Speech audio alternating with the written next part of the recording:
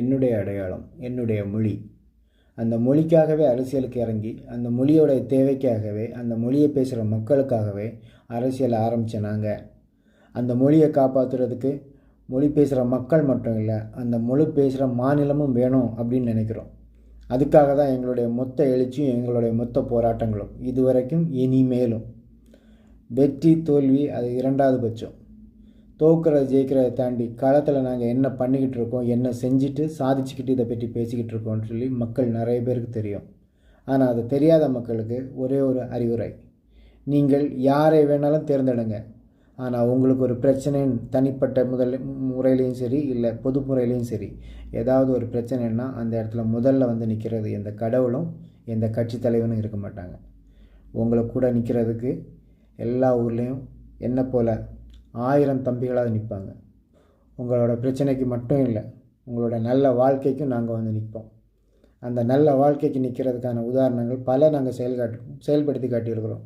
நான் கன்னியாகுமரி மாவட்டத்தில் பல குளங்களை எந்த விதமான வசதிகளும் இல்லாத இடத்துல கூட நாங்கள் எங்களுடைய சொந்த முயற்சியாக, எங்களுடைய கட்சி நபர்களுடைய முயற்சியால் அந்த இடத்துல தூர்வாரி இருப்போம், செயல்படுத்தியிருப்போம்.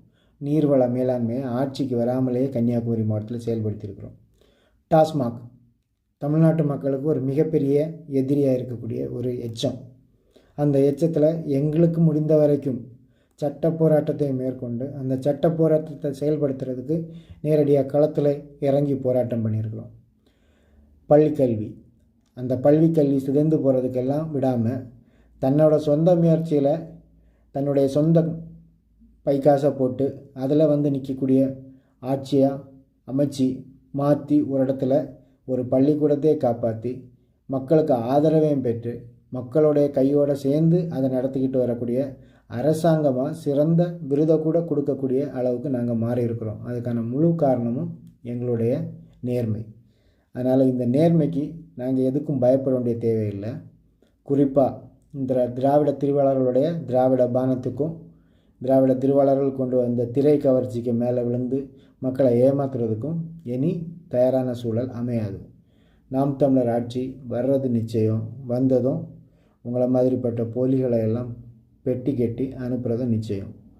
வெல்க தமிழ், வாழ்க தமிழ். தமிழுக்காக ஆரம்பித்தோம், இன்றைக்கி தமிழ் நிலத்துக்காக வாக்கு கேட்டு வந்திருக்கிறோம். உங்கள் வாக்கை மட்டும் எங்கேயும் மாற்றி போட்டுறாதீங்க.